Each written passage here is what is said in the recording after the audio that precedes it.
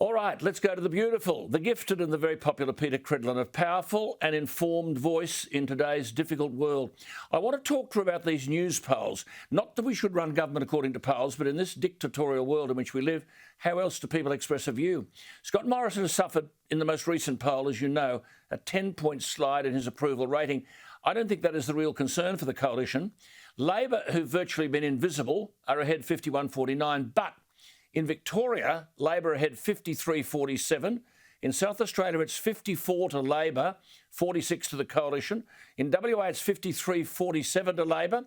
The 18 to 34-year-olds are 63 to 37 Labor. The 35 to 49-year-olds are 54 to 46 Labor. The TAFE and technically educated cohort, and we spoke about these last week, are 53 to 47 Labor. University educated, 52 to 48 Labor. Languages at home other than English, 58 to 42 Labor. Full and part-time workers, 54 to 46 Labor. I think someone in Canberra had better wake up. The fundamental weakness of Morrison and Berejiklian, and their colleagues know this, they won't listen. And people are just sick of being dictated to. As I've said earlier, the National Cabinet's a failure. Our democratically elected representatives have been sidelined, and the decisions are now made by a motley crew of left-wing premiers and bureaucrats who've used fear to shut out the voter and those elected to represent us.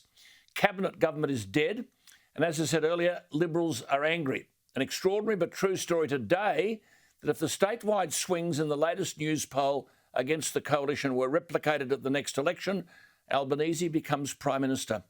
Well, no one knows this better than my good friend Peta, and she's with me. Peta, it's pretty serious stuff, isn't it, for many dedicated Liberals and people in business that by abandoning Liberal principles, the Federal Liberal Party could be handing government to Albanese? Look, I think you're absolutely... Those numbers tell a story. They're consistent, so it's not just a poll in a certain pocket of Australia, and it's been a bit of a trend now for a couple of months. I don't tend to value published polls, poll by poll. I like to stand back and look at sort of where they're headed and the broader view. I think the government's struggling on the vaccine rollout. Now, I don't think they're gone. I don't think that this is necessarily a Labor win. I think it's a bit like, I'll say they're in the spare room. They're not yet headed for divorce. I think it all can come back. But I think the Prime Minister's got to do two things. One, he's got to resolve this vaccine rollout and get to a point where people have confidence that they've had the option of a jab, whether they've had it or not, and the country can start to reopen or the pathway to getting back on our feet. But importantly, elections are a contest, not a coronation. So what does the Liberal Party stand for? What are the policies they're taking to the next election? Beyond this pandemic, you don't win a fourth term by saying, look, I'm better than the other guy. I'm just a worse version of Labor. That's not going to win you a fourth term. So the coalition getting back to policies that make a difference in people's lives and sharpening the fight, the real contrast. You vote for them, you'll get that. You vote for me, you get this. Sharpen that up. That's what they need to take to the next election. See, Peta, as you know, and we've talked about this before, there are two critical states, WA and Queensland. Mr Morrison's standing has slumped. Albanese currently has 68 seats in the federal parliament.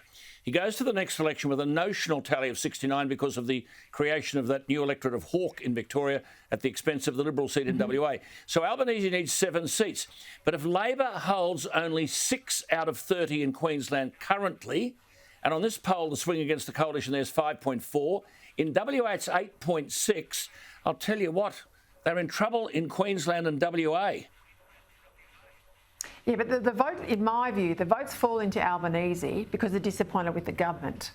They're not racing out to vote for Albanese. He's not a popular individual in any measure. He's been there for 20-odd years in the parliament. People have had a good look at him. You know, it's like a woman trying on a dress. We've tried on that before. I'm not very happy with it. I'm not going to buy it, right? So people know what they're getting with him and they're not particularly enamoured. They're parking their vote, though, with Labor, I think, as a protest with the government over things like this vaccine rollout. But it's more than that.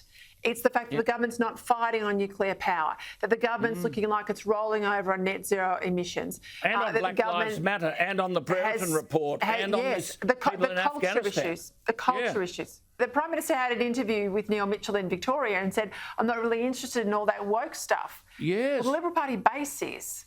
He's got to get interested because this is the contest between Labor and the Liberals. Get in the ring. So you made that point about Albanese. The one thing that the electorate and the commentators don't note, he's all over Australia. He's just spent a week in Queensland. He visited the Isaac Plains coal mine in central Queensland's Bowen Basin. He then had a round table with miners. He is everywhere and being seen. Then he's everywhere on the media and criticising the fact that the resources portfolio in the Morrison government's not in cabinet and so on. So, you know, gee whiz, I think the government, you and I talked about this before the last election, you've got to get 76 seats and the coalition have got to work out where they're going to get their 76 from. Yeah, but we were right the last election when a lot of commentators weren't, right, that Tuesday night, because we're both from the country. And so we don't see everything through the prism of what makes the national media. A lot of people can't see that Albanese is not out there. They can't see what he's doing because it's not running on the national news. But if you look at the country papers, if you look at the radio that he's doing in these regional areas, if you look at local media, people in local communities know that he's in town. They know how much he's on the ground. I mean, I never fell for this line when Tony Abbott was opposition leader. I wanted to be all over the country papers, local media, regional radio. That's where you want to be. I didn't care if the gallery in Canberra was whinging and moaning that Abbott's not out there enough, Abbott's not doing enough. If the town you're in and the people in that town think you matter, that matters on polling day. Canberra doesn't matter on polling day. I think very much that's what Albanese's is banking Dead on. right. Well, just a quick one before you go. How, I say Morrison can easily win back support by being a Liberal. Malcolm Fraser said to me, Alan, remember one thing. All we've got to do is get the Liberals vote Liberal. Now, Morrison's got to get the Liberals to vote Liberal. Absolutely does. I think he can win it. No doubt about that. He's got to put some values back on the table, have a fight about things that mobilise the Liberal base. And I have to say, he's got to be more conservative than left-leaning Liberal moderate, right? He's got too many Liberal moderates in his ear. He's got to listen to some fundamental conservative issues, put them on the table and pick a fight. Pick a fight. As I said, it's a contest, not a coronation, Alan. Good on you. Wonderful stuff, Peter. Great insights. See, she's been there. She knows it. Always good to talk to you, Peter. Thank you for your time. The great Peta Credlin. You. Oh, you too.